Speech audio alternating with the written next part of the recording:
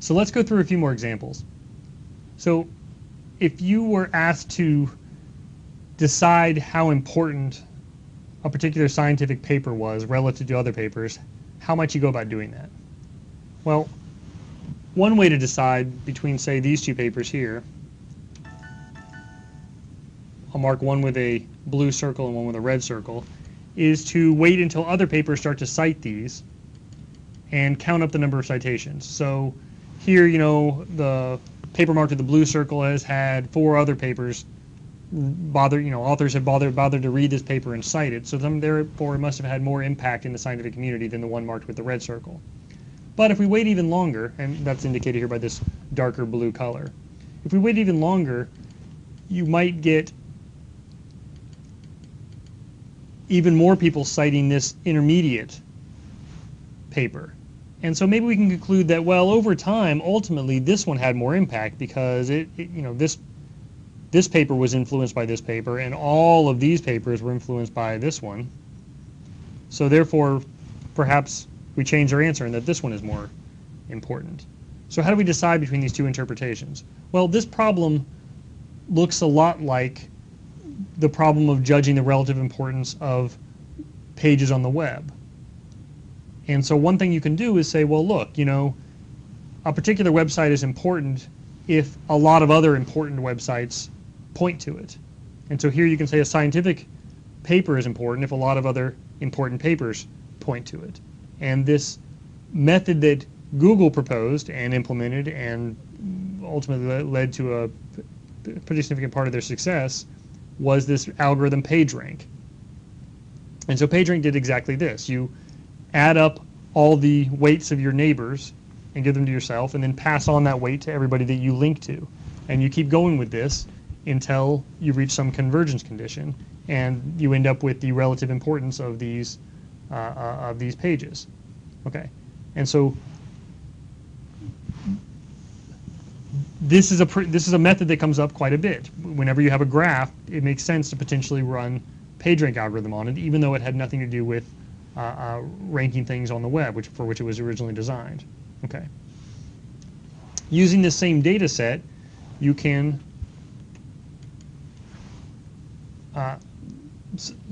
Carl Bergstrom and Martin Roswell created this visualization. So ignore the importance question. Just think about the graph of the citation network and doing analytics on it. One kind of analysis you can do is judging importance. Another kind of analysis you can do is this. And so what this is over time, run a clustering algorithm, which I haven't described what that is, but it groups clusters of similar documents and then map those clusters into these fields. And so you can determine that with some confidence that this cluster represents medicine because it has the Lancet and it has other kinds of medical journals in it. And you can conclude that this cluster represents molecular and cell biology. But what's pretty striking is that if you lay this out in this timeline like this, you can see that some fraction of the molecular and cell biology community and the neurology community started to combine to form a brand new field of science called neuroscience. And so just by doing this kind of analytics on this graph, right, to do this data science on this graph, you can uncover the emergence of new fields of science. And so I found that pretty striking. And they've gone on to do many other kinds of analysis on this same data set. And the overall field of this kind of meta field of studying the scientific literature in order to draw inferences is called bibliometrics.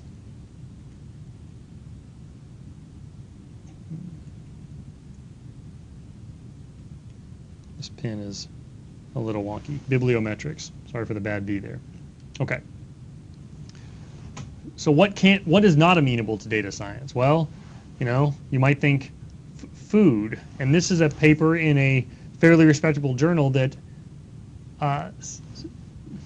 applied some data-driven techniques to analyzing food pairing.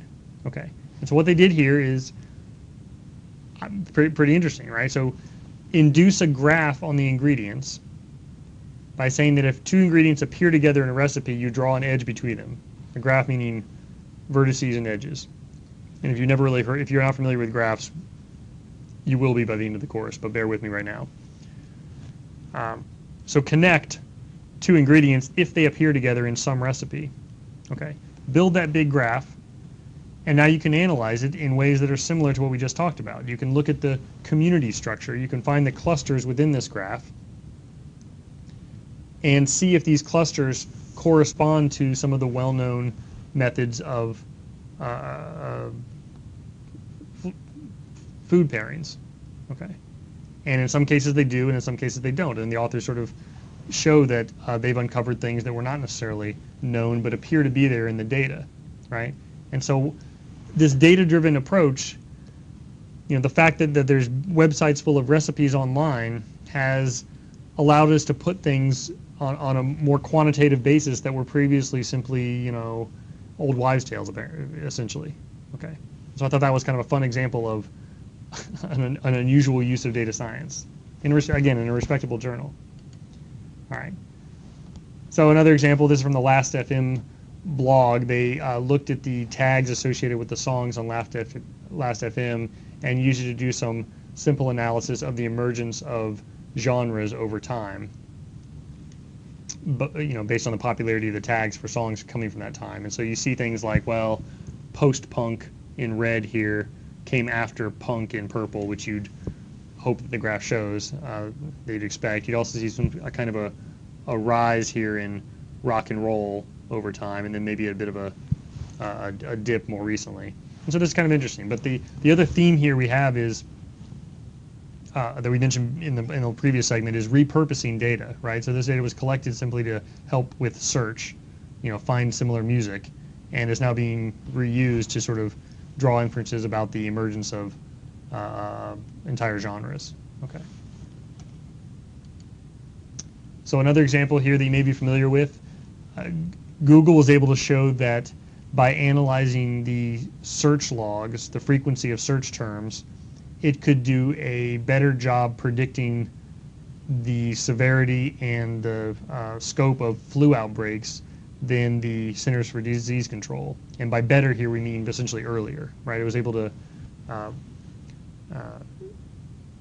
give more of a head start to the health community. Okay, and also it was sort of more accurate. So how do they do this? Well, when you're getting the flu, it turns out that you want to search for flu symptoms, terms associated with flu symptoms more often, and by watching that uptick, you can predict that that the flu outbreak is coming.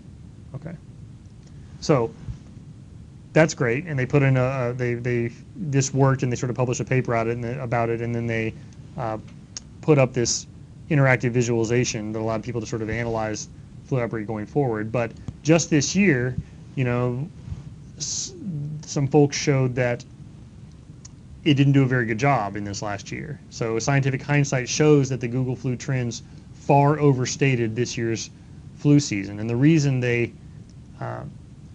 think explains this is that there was lots of media attention associated with this year's flu season because it was a bit of an uptick, and so it got amplified, and so this caused people to search for flu-related terms more often, perhaps because they're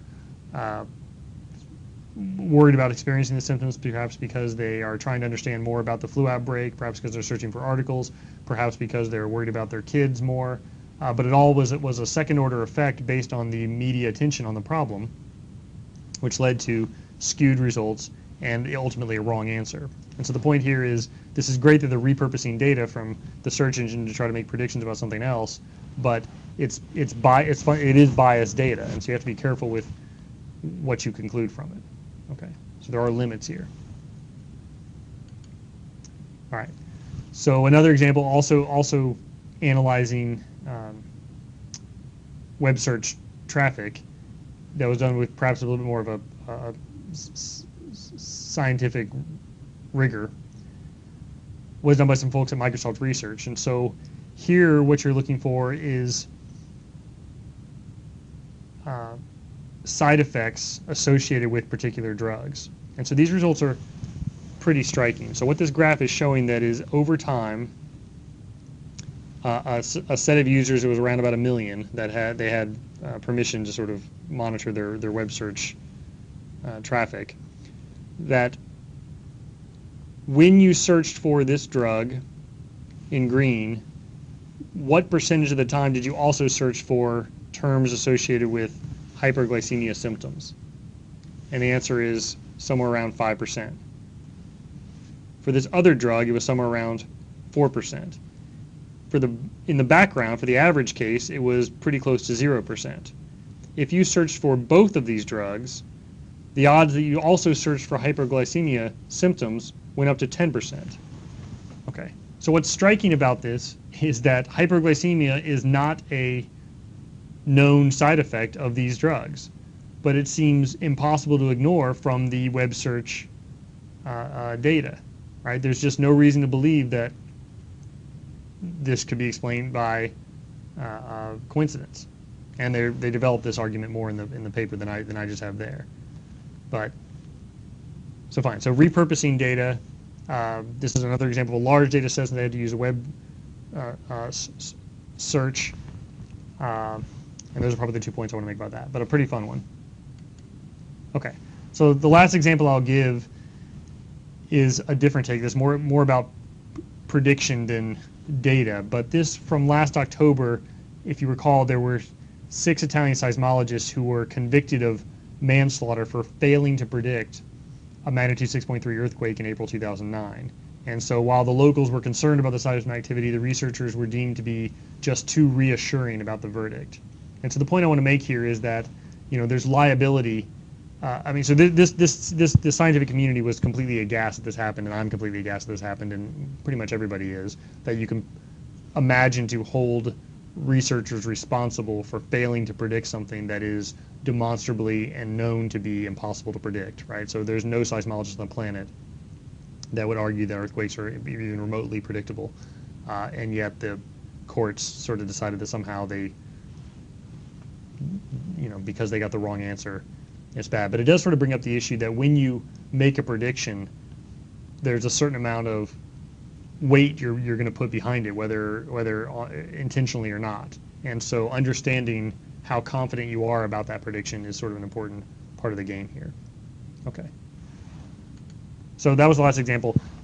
The themes that we saw come out here, we gave a couple examples of graph analytics. We showed that databases are sort of useful in the Obama ground game case. We saw a lot of examples of visualization and communicating these results, interpreting these results. We saw some examples of using very large data sets, other examples that use very small data sets, and not everything's about big data. A couple of bullets that aren't on here, we talked about ad hoc, interactive analysis is sort of not just faster but different, and so supporting that is important. And then we talked about repurposing data, right? So data collected perhaps by someone else for some other purpose, reusing that to draw inferences about something else. That's a pretty common theme here. Okay. In the next couple of segments, we'll talk about how we organized this course and some of the design decisions we made in creating the material.